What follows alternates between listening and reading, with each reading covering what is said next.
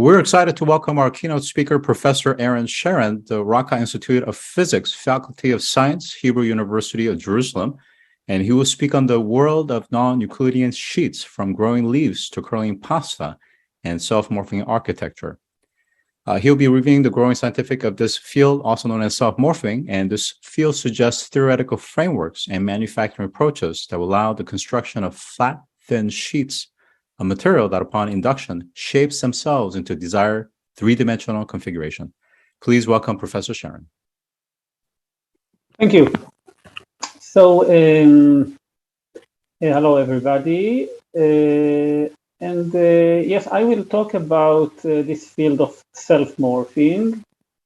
And this work was done at the Hebrew University, the Racah Institute of Physics, by many people, my students, my co-workers.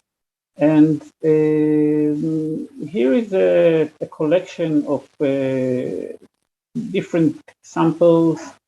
We can see this self-morphing gel somehow. This now here we see this sheet of gel which changes its shape as temperature changes. We see a leaf. It's a mutant of a plant named Arabidopsis that has usually flat leaves, but genetic manipulation change its shape into this crinkly, wavy structure. And here we see this pasta, which I will get to in the after a few slides. All these things shape themselves. And this is our topic, self-morphing, non-Euclidean sheets, or some people know it as 4D printing. So let's start. If anyone looks around himself or herself right now, we will see many structures in many different scales. All are solids that were shaped into desired shapes. This is just a collection of several samples, but just look around and you will see many more. All of them were made by conventional manufacturing techniques. This could be milling, machining, molding, pressing, extrusion, whatever, or adding many elements on top of each other. The techniques we currently use to shape solids have a huge environmental footprint in terms of waste, energy, labor, transportation, etc. Here is an example. For example, the roof of this building, this curvy shape. It is very nice and natural-like, but if you think how it is made, then you need to build a mold, and then to make the roof. And then what do you do with this mold, which actually in terms of volume of material is much larger than the roof itself? This is pure waste, and you throw it away.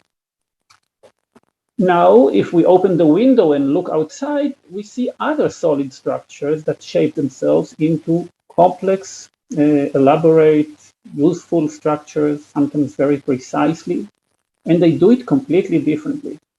These are different techniques. None of these is machined or milled or molded or pressed. They self-morph. They shape themselves via growth. So how can we study this mode of shaping, and can we mimic it or use it in man-made structure? That's the topic. Here are a few other examples. This marine snail, also, it's actually a machine. It changes over time its shape, or these flowers with accelerated movie. These are different concepts of shaping than we are used to and we are capable of. So self-morphing, we will call it this way, is extensively used in nature and hardly used in man-made structure. And this is my story today. Starting with the end, here we see a sample of a gel strip in a dish, and we change the temperature of the water, and we see how it changes its shape, clockwise, anti-clockwise. Here is another example. of other material, again, activated by heat. And these are the first steps in implementing this concept of self-morphing with man-made structure. So a simple starting point could be just taking a sheet of plastic, of nylon, and tear it. And this is what you see most likely. You try it at home. A wavy structure, multi-scale, and if you do it in a controlled way, we can see a very ordered multi-scale structure out of plane, three-dimensional. We implemented a process, very non-controlled one, and we got a three-dimensional shape, not because we curved the plastic into this specific shape, but it appeared, it emerged. And if you look, you see that plastic sheets look very much like many leaves and flowers. This motivates the study of what's going on in this system in order both to understand how natural sheets shape themselves via growth, but also to learn from them how to control and then implement this thing which was not controlled into a shaping method. So the key, and I will not spend time on the theory much, but it's important to understand that there is a scientific basis, very solid, which we created in order to control and compute what should happen in a sheet in order to get a desired shape. And the key, the starting point, is the first term in differential geometry by Gauss. He called it the marvelous term. And when we think of a two-dimensional surface, then we can mathematically define two fields on this surface. One of them is intrinsic, the geometry, which is how distances are measured. Suppose we live in this surface and we measure distances. How can we encode them? We mostly use Euclidean geometry of flat things. So, for example, we know that the perimeter of a circle is 2 pi r. But on a curved surface, this is not so. So when something grows, then distances, the rest distances, the reference distances change. So we can describe this by a metric field, which encodes the intrinsic geometry of the surface. Something grew, these 2 points grew away from each other, then this can be encoded in a field, mathematically defined field, which is called the metric field. However, in addition, if we have a shape in space, we can define another field, a curvature field, which tells me to which direction the surface is curved at every point. Now, this field, the curvature field, has two quantities that characterize it, and apparently their product, they are known as the principal curvature, and their product is known as the Gaussian curvature. It is, the way I define it here, a property of the shape, of the extrinsic shape, what we used to call the geometry, but we will call it the extrinsic geometry of the surface. Now, what Gauss showed that this property of the shape is completely determined by the metric field, meaning that changing distances, growing basically, or swelling, determines to some extent the shape. So we can shape and determine shapes not by bending or molding, but by letting or imposing growth in the surface. So we control this quantity and get this quantity because of the link between them. Now there is energy inside it, and so we need to write, to do physics, not just geometry, but I will skip this part. And we can see, for example, an example of the non-trivial solutions to such systems. So suppose we think of a ring of cells and we add rings on top of it, like a cylinder, but the number of cells grows as the index of the ring increases. So if it had grown linearly, we would get a conical envelope. We let it grow without control. It is an exponential growth. See here, but pay attention that it is completely uniform. It does not vary as we go around this surface, but also does not vary when we go up. The same law, zero information. So we can imagine that we will get like a trumpet-shaped envelope. But if we open differential geometry books, we know that this shape has an end. You cannot keep the same growth law once it is fully open, because practically you want to increase your perimeter faster and faster and faster, and you want actually to glue a ring which its perimeter is larger than 2 pi r on this rim of radius r, and there is no shape like this. But the material doesn't care much about these global constraints. It keeps on growing, and then we can guess that something of this kind should happen. And indeed, if we do simulation or experiments, I will say a word on experiment, we see that up to some limit, when we don't cross the threshold, we get very boring axisymmetric solution. But once we cross it, the symmetry is broken and we start getting shaping for free. We didn't put information here about such a shape, it emerged. And then we can ask ourselves whether such structures that we find nearly every day are not an outcome of a very elaborate genetic code of growth, but a combination of biology and these mechanical geometrical principles. So, is it relevant for plants? We can make a very simple experiment or demonstration. We take a flat leaf, we put auxine growth hormone along its edge. If the auxine stays there and does not penetrate everywhere, we will have enhanced growth near the margins. And then we might get a wavy shape because of the excess of length that we have, like in the plastic sheet. And indeed, this is a demonstration. This is an eggplant leaf. It is flat, but as we treated it with this auxine, it started developing this multi-wave edge. Now, we are not, in this talk, we will not talk much about plants. We will go into the industry and how it can help us in manufacturing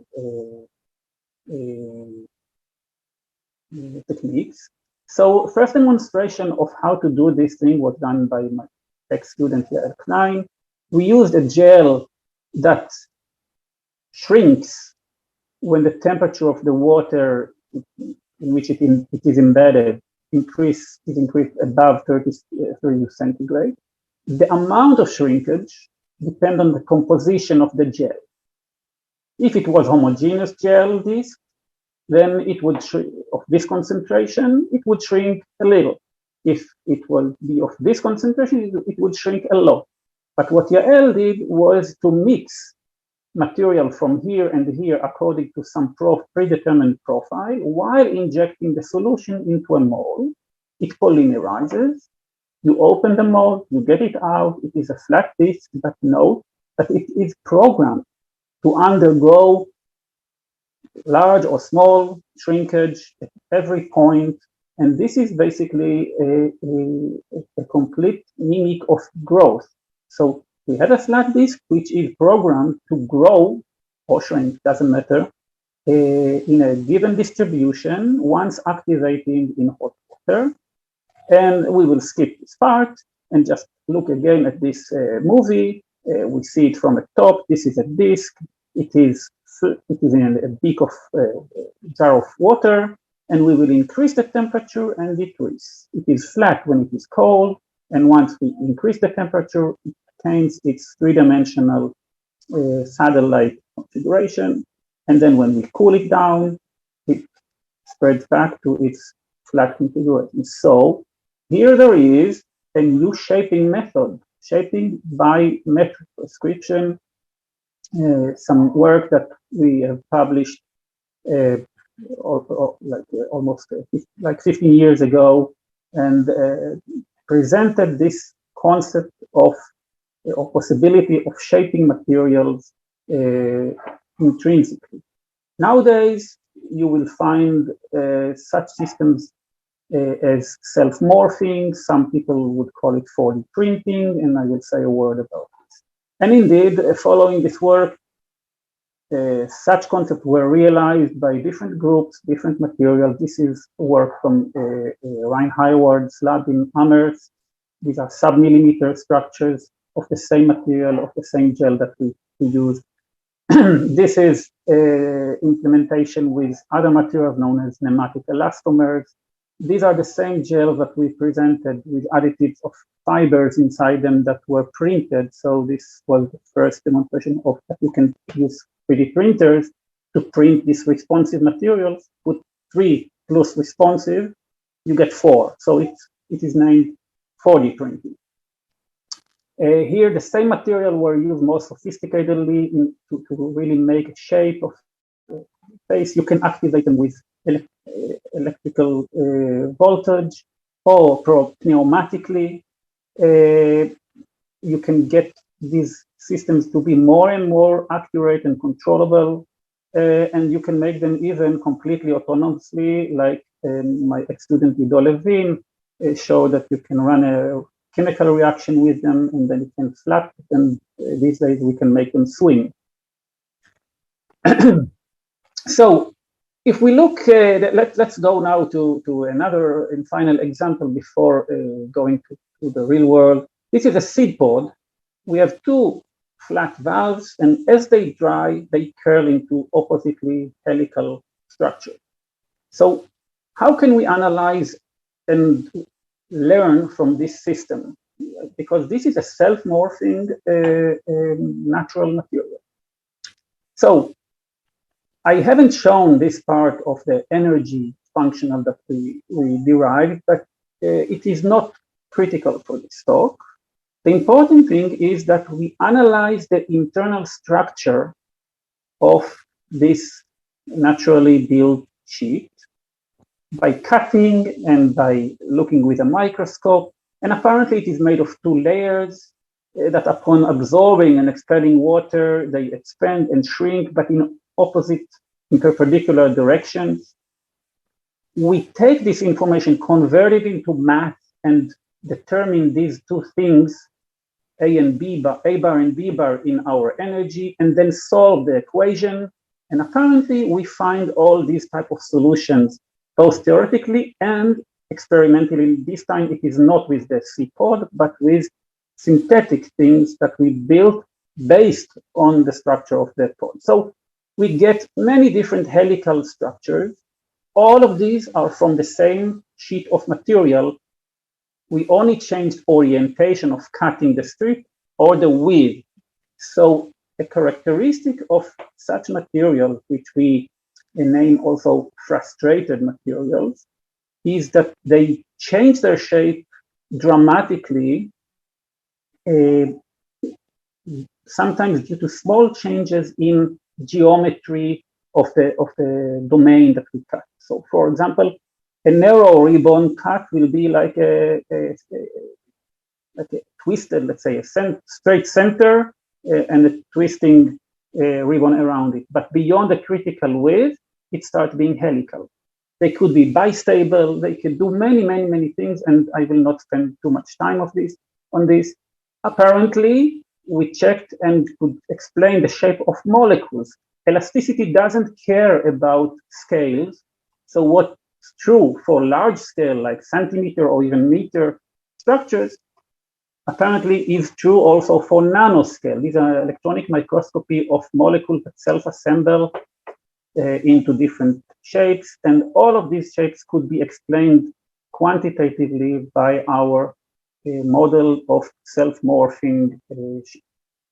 Now the big question, can this concept be implemented out of the lab in the real world? If so, we might save a lot of waste. The material will shape itself instead of being more than machine. We will sometimes we throw much of the material in order to keep the final shape.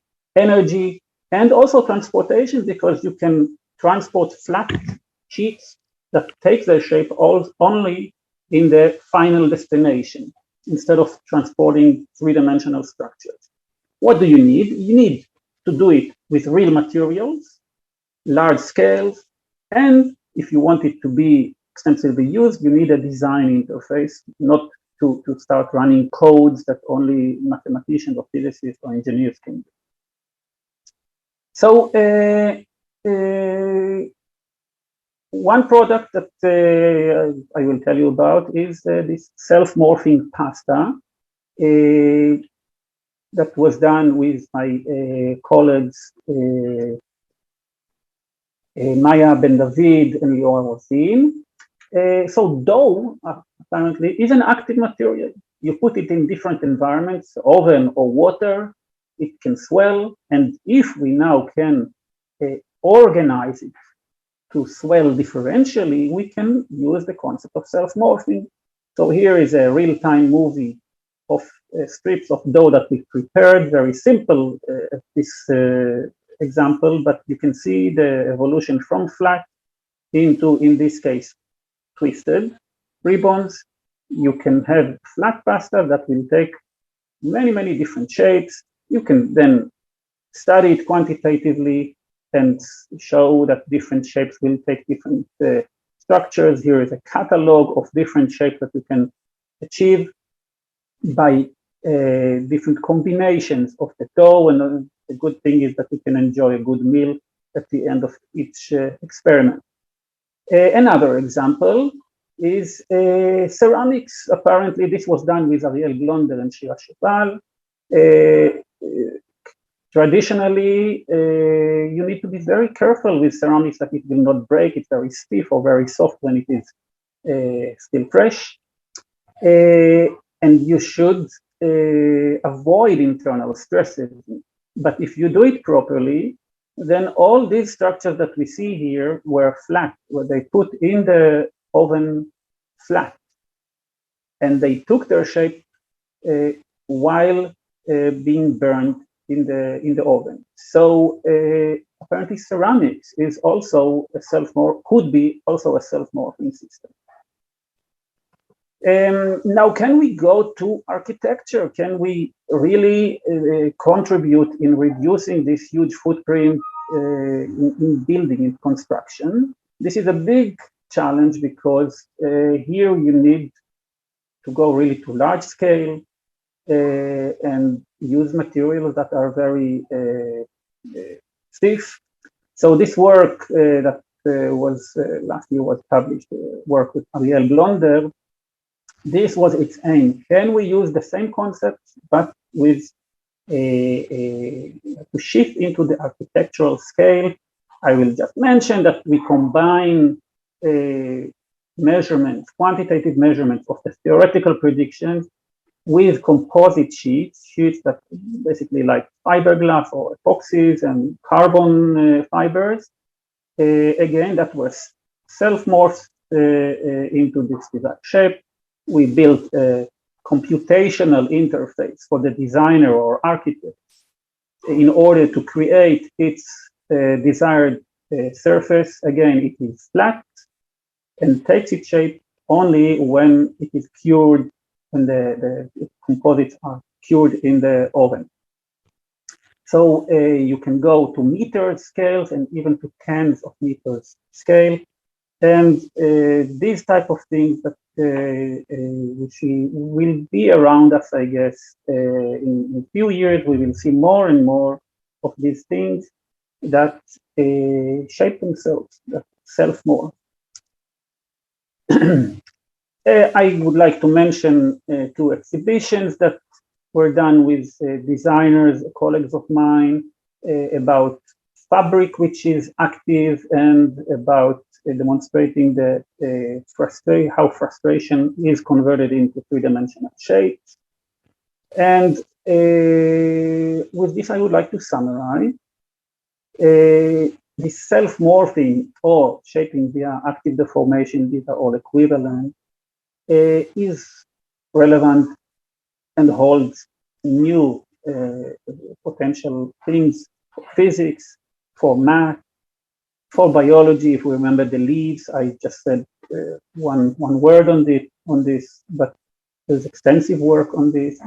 We saw that design and architecture is a potential for these concepts to impact on a lot on our environment. I showed the molecules, though didn't talk much about it. And with this, I would like to thank you. And that's all. Thank you. Well, thank you very much, Professor Sharon, for an outstanding presentation. And I guess a follow-up question, and we have about 4 minutes here, is first around supply chain. As we think about the challenges of supply chain and the increasing cost of supply chain, how can we apply some of these things to everything from furniture to goods that we take for granted that get shipped all over the world? First, I must say that I'm not an expert in the commercial market and supply chain. However, mentioning, for example, furniture and wood, we recently had joint work with Shlomo Magdassi's lab about printing wood that you could print it flat, and once you deliver it and it dries out, it takes its shape. So, for example, it doesn't require much changes to existing chains. However, it can shorten and save a lot. With the pasta, for example, it's the pasta dough, it's the traditional pasta dough, it's a traditional end user. However, you save volume, you save shipment, you save storage volume, and you add event in the cooking. So much of many materials that we are familiar with, we can convert them into self-morphing ones with very, very little changes. So I believe, roughly, I could say that we mainly save either steps in this chain, links in this chain, or the size of the waste that we produce. Terrific. Thank you for that. And my final question for you is taking that further into space as we think about Artemis starts to get into more of the terraforming, and particularly habitat for starting with the moon, but eventually Mars as well. How do we think about payloads? Payloads not in terms of just the weight, but also the volume. And how do we make it compact so that we can start to bring components that we can use for building shelter, containers for food, for instance, and so forth? That's a good question. And we are a little bit involved in, I think, and a little bit involved in this direction. Obviously, this long space trip volume is a huge, huge constraint. Alternatively, simplicity of manufacturing at the destination is another consideration. And in both, self-morphing has a potential. Either if you take a rolled sheet, compactly rolled, which only at the destination is converted into whatever you need. Could it be a building or whatever envelope of a machine or so? This is one consideration. The other consideration is if you think about this ceramic thing, and ceramic is made of dirt and soil, certain types of soil, but could you basically make self-morphing elements from existing materials at the destination. This is all very new, very speculative at this stage, but worth checking. Again, me as a physicist, expert in this field, I'm the expert in the self-morphing, and much less at the end use potential and use of these concepts.